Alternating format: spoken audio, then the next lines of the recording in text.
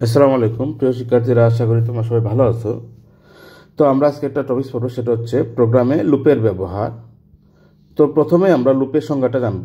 লুপের সংজ্ঞা হচ্ছে প্রোগ্রামে একই কাজ একাধিকবার সম্পন্ন করতে হলে লুপ ব্যবহার করা হয়। প্রোগ্রামে একই কাজ একাধিকবার সম্পন্ন করতে হলে লুপ ব্যবহার করা হয়। পাইথন প্রোগ্রামে লুপ নির্বাহের জন্য ব্যবহৃত অন্যতম লুপ কন্ট্রোল স্টেটমেন্ট সমূহ হলো for, while, continue, break, pass, এই তিনটা। এগুলো সম্পর্কে এখন আমরা বিস্তারিত জানব। তো ফর স্টেটমেন্ট সম্পর্কে জানি। পাইথন প্রোগ্রামে কোনো স্টেটমেন্ট 2 বা ততোধিকবার সম্পাদন করার জন্য ফর স্টেটমেন্ট ব্যবহার করা হয়। এটা মানে বোঝাচ্ছে যে কোনো একটা কাজ আমি চাচ্ছি যে একাধিকবার সম্পাদিত হবে। একই কাজ একাধিকবার সম্পাদন করার প্রয়োজন হলে তখন আমাদের লুপ ব্যবহার করতে হবে। লুপ ব্যবহারের আগে আমরা যত প্রোগ্রাম পড়েছি, মনে করি এটা একটা কাজ, এই যে প্রিন্টএফ, এটা একটা কাজ। এখানে কিন্তু আমরা লুপ ব্যবহার করি নাই, তাই এটা একবার সম্পাদিত হবে, একবারে বেশি জীবনও হবে না। এখন আমি চাচ্ছি যে এই কাজটাই একবার সম্পাদিত না হয়ে 3 বার বা 5 বার অর্থাৎ একের অধিকবার সম্পাদন করতে চাচ্ছি। তখন আমাদের ইফ দিয়ে কাজ হবে না, তখন আমাদের লুপে চলে যেতে হবে। ফর লুপ বা হোয়াইল লুপ এগুলো ব্যবহার করতে হবে। তাহলে আমাদের লুপের আগে আমরা যত প্রোগ্রাম পড়েছি, সকল প্রোগ্রামে কাজগুলো একবার করে সম্পাদিত হয়েছে। যে কোনো কাজ কয়বার করে সম্পাদিত হয়েছে? একবার করে। এখন কাজগুলো যদি আমরা একের অধিকবার সম্পাদন করতে চাই, তখন আমাদের লুপের ব্যবহার লাগবে। লুপ ছাড়া সম্ভব নয়। এখন ফর লুপের ব্যাপারে দেখো আর কি লেখা আছে। লুপ কতবার নির্বাহ করা হবে তা জানা থাকলেই কেবল মাত্র ফর লুপ ব্যবহার উপযোগী। এটার মানে হচ্ছে কি, যদি একটা কাজ মোট কতবার সম্পাদিত হবে এইটা যদি আমি সঠিকভাবে জানি, তাহলে আমি ফর লুপ ব্যবহার করব। আর যদি আমি সঠিকভাবে না জানি, তাহলে আমি হোয়াইল লুপ ব্যবহার করব। মনে করো আমি হ্যালো ওয়ার্ল্ড এই লেখাটা আমাকে 5 বার ছাপাতে হবে। কতবার? 5 বার। তাহলে এটা আমি সুনির্দিষ্টভাবে জানি যে এটা 5 বার ছাপাতে হবে। 5 বারের বেশিও হবে না, কমও হবে না। তাহলে এই ধরনের প্রোগ্রামের ক্ষেত্রে ফর লুপ ব্যবহার করতে হবে। কিন্তু এমন কিছু প্রোগ্রাম আছে যেগুলো আসলে ম্যাথমেটিক্যাল ক্যালকুলেশনের উপর নির্ভর করে কতবার চলবে সেটা নির্দিষ্ট হয়। সেই ক্ষেত্রে ফর লুপ ব্যবহার করা যাবে না। সেই ক্ষেত্রে হোয়াইল লুপ ব্যবহার করতে হবে। WHILE হোয়াইল লুপ ব্যবহার করতে হবে। ওকে, তাহলে এখানে আসলে বেশি কিছু জানার সুযোগ নাই। তোমাদের ক্লাস 10-এ SSC লেভেলে এতটুকুই জানো যে কোনো একটা কাজ কতবার করতে হবে এটা যদি সুনির্দিষ্টভাবে জানা থাকে, তাহলে ফর লুপ ব্যবহার করতে হবে। আর যদি সুনির্দিষ্টভাবে জানা না থাকে, অর্থাৎ কাজটা একের অধিকবার হবে এটা শিওর, কিন্তু কতবার হবে, 3 বার হবে নাকি 4 বার হবে নাকি 5 বার হবে এটা শিওর না, তখন হোয়াইল লুপ ব্যবহার করতে হবে। আশা করি বুঝতে পারছো। এখন ফর লুপের গঠনটা একটু দেখো। For counter initialisation, in condition colon, তারপর স্টেটমেন্ট, মানে যে কাজটা করতে চাও একের অধিকবার সেটা এখানে লিখতে হবে। এখানে প্রিন্টএফ থাকতে পারে, প্রিন্ট থাকতে পারে, বা কোনো একটা যোগ থাকতে পারে, বিয়োগ থাকতে পারে, কোনো একটা কাজ থাকতে পারে আর কি। এখানে কাউন্টার ইনিশিয়ালাইজেশন হচ্ছে একটা ভেরিয়েবল, যে ভেরিয়েবলের মানটাই মূলত কন্ডিশনটাকে, লুপটাকে চালনা করে। দেখো কি লিখছে, কাউন্টার ইনিশিয়ালাইজেশন অংশে কাউন্টার ভেরিয়েবল প্রারম্ভিক মান দেওয়া হয়, একে ইনিশিয়ালাইজেশন বা লুপের শুরু বলা হয়। আর কন্ডিশন অংশে ভেরিয়েবলের চূড়ান্ত মান দেওয়া থাকে, নির্বাহের জন্য শর্ত দেওয়া হয়। কাউন্টার ভেরিয়েবল চূড়ান্ত মানে না পৌঁছা পর্যন্ত কিংবা শর্ত থাকা পর্যন্ত ফর লুপের সাথে সংশ্লিষ্ট স্টেটমেন্ট সম্পাদিত হতে থাকে। ব্যাপারটা উদাহরণে গেলে আরও বুঝতে পারবো। যে ধরা যাক আইসিটি টেক্সটটি 5 বার প্রদর্শন করতে হবে, তাহলে নির্দিষ্ট করে জানি কতবার? 5 বার। অর্থাৎ এর কমও হবে না, বেশিও হবে না, তাহলে আমাদের ফর লুপ ব্যবহার করতে হবে। এখন স্ট্রাকচার অনুযায়ী ফর লুপ ব্যবহার করি। ফর, তারপর কাউন্টার ইনিশিয়ালাইজেশনের জায়গায় আমরা একটা ভেরিয়েবল দিব আই, তারপর ইন দিলাম। আর কন্ডিশন লেখার নিয়ম হচ্ছে রেঞ্জ দিয়ে লিখতে হয়, RANGE। তার এখানে 2টা ভ্যালু থাকে কমা দিয়ে, মোট 3টা থাকে আর কি। তো আমরা প্রথমে 2টার পরিচয় দিব, আমরা 2টা ব্যবহার করব, পরে 3 নম্বরটা ব্যবহার করব। তো প্রথমটা হচ্ছে আই এর ভ্যালু, মানে এটার প্রারম্ভিক মানটা আমাকে দিতে হবে। তাহলে আমরা দিলাম, যেহেতু 5 বার তাহলে 1 দিলাম। তারপর দ্বিতীয় ভ্যালুটা হবে কি, এটা হচ্ছে শেষ মানটা দিতে হবে। তো কতবার ছাপাতে হবে? 5 বার ছাপাতে হবে। তাহলে আমরা গণনা করব 1 2 3 4 5। তাহলে 1 2 3 4 5, তাহলে 1 থেকে 5 পর্যন্ত হচ্ছে 5। আর লুপটাকে চালনা করার জন্য একটা মান বেশি দিতে হবে, তাহলে 6 দিতে হবে, কারণ 6 এসে লুপটা থেমে যাবে। এই কারণে আমরা প্রারম্ভিক শেষ মানটা 6 দিব। তাহলে সে এই 1 থেকে 6 এর মধ্যে সে কতগুলো নিবে? এই এতগুলো নিবে, 1 2 3 4 5, এই 5টা নিবে। আর 6 এসে সে থেমে যাবে। তাহলে 1 থেকে 6 এর মধ্যে রেঞ্জটা কত? রেঞ্জটা হচ্ছে 5। যদিও মনে হচ্ছে 6 এসে কী করবে? আমাদের লুপটা থেমে যাবে। তাহলে দেখো, for I in range 1,6 print ICT. তাহলে এই যে আয়ের মান আমি বলে দিলাম যে 1 থেকে 1 শুরু হবে এবং 6 এসে শেষ হবে। তো আয়ের মান যখন i = 1 হবে, তখন একবার আমি আইসিটি মনিটরে দেখব। তারপর আবার এই যে বলতে আয়ের মান 6 পর্যন্ত চলবে, তারপর আয়ের মান 2 হবে। তো যখন আয়ের মান 2 হবে, তখন আবার আমি আইসিটি মনিটরে দেখব। তারপর আয়ের মান 3 হবে, তখন আরেকবার দেখব।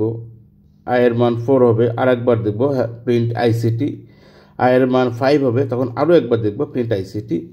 আর আয়ের মান যখন 6 হবে, তখন আমাদের প্রোগ্রামটা থেমে যাবে। তো আশা করি এটা বুঝতে পারতেছো। তাহলে এই যে রেঞ্জটা মূলত এই আয়ের মানটাকে বোঝাচ্ছে। তো আয়ের মান এক এক করে বৃদ্ধি পাবে। তো এই প্রোগ্রামটাকে আমি এইভাবে লিখতে পারি, ইনক্রিমেন্ট। তাহলে আমি কি লিখলাম? For I in range 1,6,1। তাহলে এই যে শেষের ঘরটা বোঝাচ্ছে কত করে বাড়বে। শেষের ঘর 1 দ্বারা বোঝাচ্ছে আয়ের মানটা 1 করে বাড়বে। দেখো, আগের আমি এখানে কিন্তু কমা দিয়ে 1 দিই নাই, কারণ যদি ব্যবধান 1 করে বাড়ে তাহলে না দিলেও চলে, তারপর দিলেও সমস্যা নাই। আর যদি ব্যবধান মানে আয়ের মানটা 2 করে বাড়াতে চাই, তখন কিন্তু অবশ্যই দিতে হবে, কমা দিয়ে 2 দিতে হবে। 3 করে বাড়াতে চাইলে 3 দিতে হবে, এরকম আর কি। আচ্ছা, এটা হচ্ছে ইনক্রিমেন্ট। এখন আমি এই প্রোগ্রামটাকেই ডিক্রিমেন্ট করে প্রোগ্রামটা লিখতে পারি। তো ডিক্রিমেন্ট করা মানে হচ্ছে কমে যাওয়া। মনে করো আমি আয়ের স্টার্টিং ভ্যালু দিলাম 6 এবং এন্ডিং ভ্যালু দিলাম -1। তাহলে আয়ের মান এক এক করে কমবে। প্রথমে 6, তারপর 5, 4, 3, 2, 1। তাহলে কত হয়? 1 2 3 4। আচ্ছা, আমি একটু দেখি। -1 এক করে কমবে। তো হচ্ছে এখানে হচ্ছে আয়ের স্টার্টিং মান হচ্ছে 6 এবং আয়ের এন্ডিং মান হচ্ছে 1। আর ডিক্রিমেন্ট হবে -1। তাহলে এক এক করে কমা। প্রথমে 6, তারপরে 5, তারপর কী হবে? 4 3 2 1। 1 2 3 4 5 6। তো এখানে 1-এ যেতে পারবে না, 1-এ যাওয়ার আগেই থেমে যাবে, অর্থাৎ 2 পর্যন্ত হবে। আর তাহলে 1 2 3 4 5টা। তাহলে ডিক্রিমেন্ট হচ্ছে এক এক করে কমে যাওয়া। ওকে, তাহলে এটাকে আমরা ডিক্রিমেন্ট অপারেটর দ্বারাও করতে পারবো। তো ডিক্রিমেন্ট দিয়ে করার জন্য প্রথমে স্টার্টিং মানটা হবে বড়, এবং সেখান থেকে আমরা এক এক করে কমবো বা 2 করে কমবো, যাই করি না কেন, কোথায় গিয়ে থামতে হবে সেই মানটা দিতে হবে। যে 1-এর আগ পর্যন্ত আমরা থামবো, 1-এ যেতে পারবো না, তার আগ পর্যন্ত। তার মানে কি, 6 থেকে 1 বিয়োগ যাবে 5 হবে, 5 থেকে 1 বিয়োগ যাবে 4 হবে, 3 হবে, 2 হবে, বাট 1 হতে পারবে না। ওকে, তো এইভাবে প্রোগ্রামটা করা যায়। এটা হচ্ছে ডিক্রিমেন্ট অপারেটর, আর এটা হচ্ছে ইনক্রিমেন্টাল অপারেটর। একই, জাস্ট এটা যদি বুঝতে পারো, এটাও বুঝতে পারবা যে ওই কাজটাকে আমরা অন্যভাবে গণনা করেছি। আমরা 1 2 3 4 এইভাবে না গণনা করে আমরা এমনভাবে গণনা করেছি যেটা 6 5 4 3 2 একই কাজ। জাস্ট আমরা যদি উল্টা গণনা করি তাহলে এটাকে বলা হবে ডিক্রিমেন্ট, আর যদি আমরা ছোট থেকে বড় গণনা করি সেটা হবে ইনক্রিমেন্ট। তাহলে এইটাকে রান করলে এরকম ফলাফল দেখা যাবে। তারপরে এই প্রোগ্রামটা দেখো। একটি প্রোগ্রাম লিখো যা কোনো শব্দ 50 বার দেখাবে। যেমন হ্যালো ওয়ার্ল্ড বা রাইট এ ওয়ার্ড। এটা ইনপুট নিবে। তাহলে আমরা একটা ভেরিয়েবলের মধ্যে আমরা কী বলছি, ইনপুট নিব একটা ওয়ার্ড। তারপর ফর আই ইন রেঞ্জ 50 বার হলে শেষের মানটা হবে 1 বেশি হবে আর কি। তারপর এটা আমরা প্রিন্ট করে দিলাম। তো সেই ইনপুট হিসেবে কম্পিউটার দিচ্ছে, তাই কম্পিউটার কিন্তু 50 বার প্রিন্ট হলো। এখন দেখো, 1 থেকে 100 পর্যন্ত সংখ্যাগুলোর মধ্যে বিজোড় সংখ্যা বের করার জন্য একটা প্রোগ্রাম লিখো। তো বিজোড় সংখ্যা বের করার টেকনিক কি? বিজোড় সংখ্যা 2 দ্বারা ভাগে মিলে না। মনে করো 3 মডুলাস 2 নট ইকুয়াল টু 0। এটা যদি সত্য হয় তাহলে সেটা বিজোড়, কারণ মনে করো 3 মডুলাস 2 মডুলাস অপারেটর কাজ কি? ভাগশেষ নির্ণয় করা। 3 মডুলাস 2 তাহলে এটার মান হচ্ছে 1, ভাগশেষ হচ্ছে 1, নট ইকুয়াল টু 0। 1 0 সমান নয়, এটা সত্য। সত্য হলে দেখাবে 3 হচ্ছে কি? বিজোড় সংখ্যা, মানে ওড। এইভাবে আমাকে কাজটা করতে হবে 100 বার। এই কাজটা কতবার করতে হবে? 100 বার। তাহলে আমরা কি করব? আমরা জাস্ট দেখো for I in range i, 101, যেহেতু 100 বার করতে বলছে তাহলে আমাদের আয়ের শেষ মানটা কত হবে? এর থেকে বেশি হবে, 101 হবে।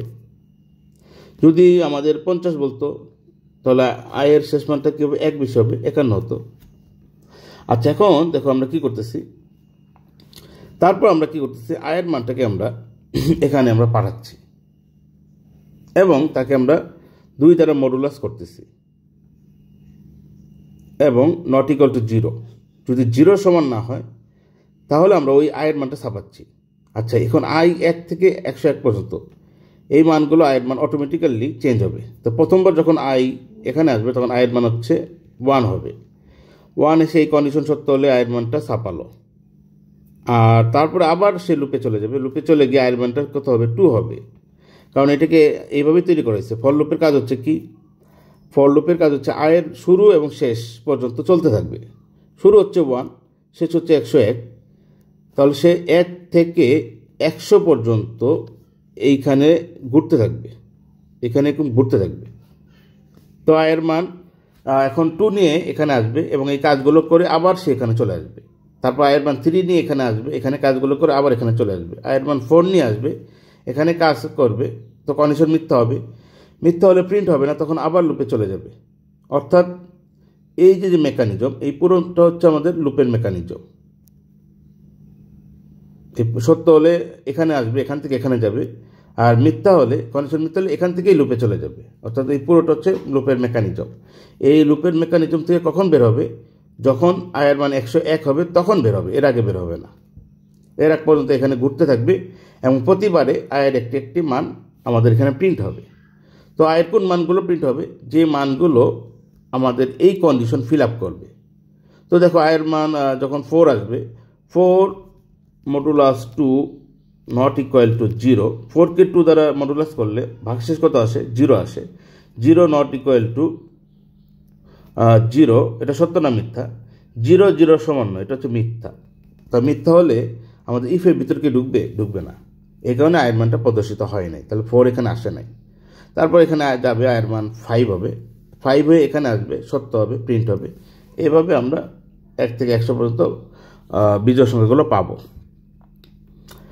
তদ্রূপ এই প্রোগ্রামগুলো একটু দেখবা। আচ্ছা, এখন আমরা হোয়াইল লুপে চলে যাই। হোয়াইল লুপ পাইথন প্রোগ্রামে শর্ত সাপেক্ষে 2 বা ততোধিকবার কোনো স্টেটমেন্ট সম্পাদন করার জন্য হোয়াইল লুপ ব্যবহার করা হয়।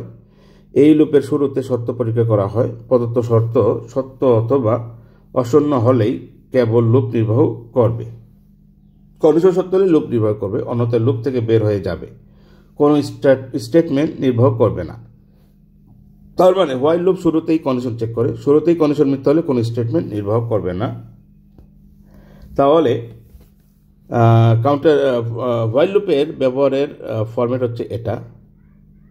দেখো, counter initialisation, while, condition, colon, statement, counter increment অথবা ডিক্রিমেন্ট। তার একটা উদাহরণ আমরা পড়ি। আচ্ছা, এখন একটা প্রমাণ দেখো। ধরো যাক আইসিটি টেক্সটটি 3 বার প্রদর্শন করা হবে। কয়বার প্রদর্শন করা হবে? 3 বার। তাহলে আমরা স্ট্রাকচার অনুযায়ী আমরা একটা ভেরিয়েবল নিলাম, কাউন্ট ইকুয়াল টু 1 দিলাম। While count less than equal to 3, যখন 3-এর ছোটো হবে তখন প্রিন্ট আইসিটি একবার প্রিন্ট করবে। তারপর কাউন্টের মান 1 করে বাড়বে, count equal to count plus 1, অর্থাৎ কাউন্টের আগের মানের সাথে, কাউন্টের আগের মান ছিল কত? 1, এই যে 1, তার সাথে 1 যোগ করে কাউন্টের মানটা আপডেট হয়ে 2 হবে। তাহলে এটা আবার হোয়াইলের এখানে চলে আসবে, চলে এসে 2 less than equal to 3, 2 less than equal to 3, just যেখানে কাউন্টের মানটা বসাচ্ছি। কাউন্টের মান আপডেট মানটা কত? 2 লেস দেন ইকুয়াল টু 3। এটা এখনও সত্য। সত্য হলে আবার এখানে আসবে, এখানে এসে প্রিন্ট হবে। প্রিন্ট হওয়ার পরে আবার কাউন্টারের মান আপডেট হয়ে 3 হবে। 3 less than equal to 3, 3 less than equal to 3, এটাও সত্য। 3 3 ছোট নয় কিন্তু সমান, যে কোনো একটা হলেই সত্য। তো আবার আইসিটি প্রিন্ট হবে, আবার কাউন্টারের মান 3 থেকে এখন 4 হবে। 4 লেস দেন ইকুয়াল টু 3, এটা মিথ্যা। তো মিথ্যা হলে তখন আমাদের লুপটা থেমে যাবে।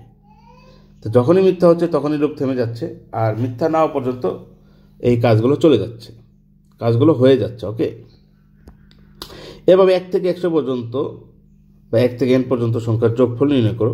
একইভাবে হোয়াইল দিয়ে করা হয়েছে।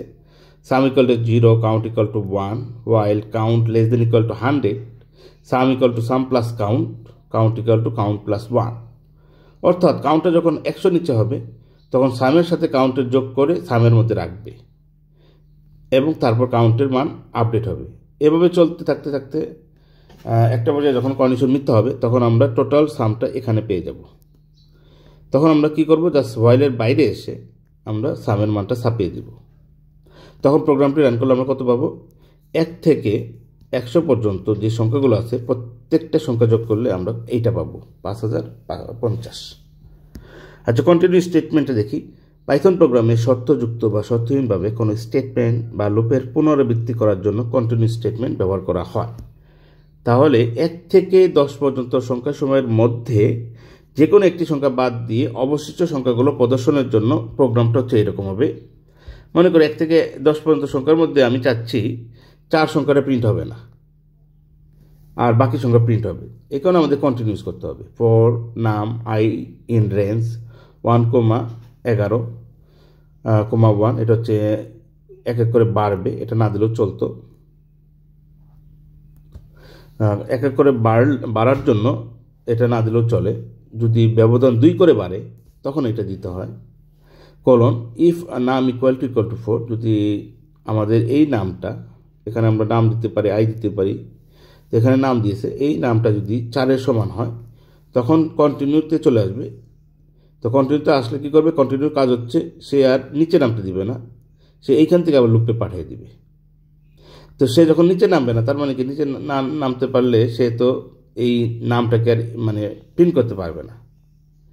তাহলে আয়ের মানটা যখন 4 হবে তখন সে কন্টিনিউকে পাবে, কন্টিনিউ পাওয়ার পরে সে এখানে চলে আসবে, অর্থাৎ আয়ের মান তখন 5 হবে এবং 5 নিয়ে কাজ করবে। তো 5 যখন হবে, 5 ইকুয়াল টু 4 মিথ্যা হবে। তো বাকি সবগুলো 4 ব্যতীত বাকি সবগুলোর জন্য এটা মিথ্যা হবে। মিথ্যা হলে এলসে এসে ওই নাম মানে এই ভেরিয়েবলের মানটা প্রিন্ট হবে। এই হচ্ছে ব্যাপারটা। দেখো 4 এখানে নাই। ব্রেক মানে কি, পাইথন প্রোগ্রামে লুপের মধ্যে ব্রেক স্টেটমেন্ট পেলে লুপ সেখানে তার কাজ শেষ করে লুপ থেকে বের হয়ে যাবে। এটা একটা ইম্পর্টেন্ট। অনেকটা চলন্ত গাড়িতে ব্রেক কষলে যেমন গাড়ি চলা থেমে যায়, তেমনি লুপের মধ্যে ব্রেক স্টেটমেন্ট পেলে লুপ নির্বাহ বন্ধ হয়ে যায়। অধিকাংশ ক্ষেত্রে ব্রেক স্টেটমেন্ট ইফ, ইলিফ ইত্যাদির সাথে ব্যবহৃত হয়। এটা হচ্ছে ব্রেকের বৈশিষ্ট্য, সংজ্ঞা। এখান থেকে অনেক এমসিকিউ আসতে পারে, কোথায় ব্যবহার করা হয়। আচ্ছা, ব্রেক নিয়ে কোনো প্রোগ্রাম তারা দেয় নাই, তারপর তো লাগবে না। এখানে এই এমসিকিউগুলো খুব ইম্পর্টেন্ট।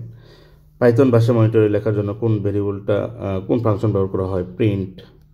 তারপরে নিচে কোনটি পাইথন ভাষায় ভেরিয়েবলের সঠিক নাম, পাইথন ভাষায় ভেরিয়েবলের সঠিক নাম কোনটা, এটা হচ্ছে সঠিক নাম। এটা নেওয়া যাবে না কারণ এটার সামনে 9 আছে। সংখ্যা থাকা যাবে না, এই চিহ্ন থাকা যাবে না, কোনো পাইথনের কোনো কমান্ড বা কোড ব্যবহার করা যাবে না, সেই হিসেবে এটা ঠিক আছে। তো এরকম তোমরা সবাই দেখবে। খুদা হাফেজ।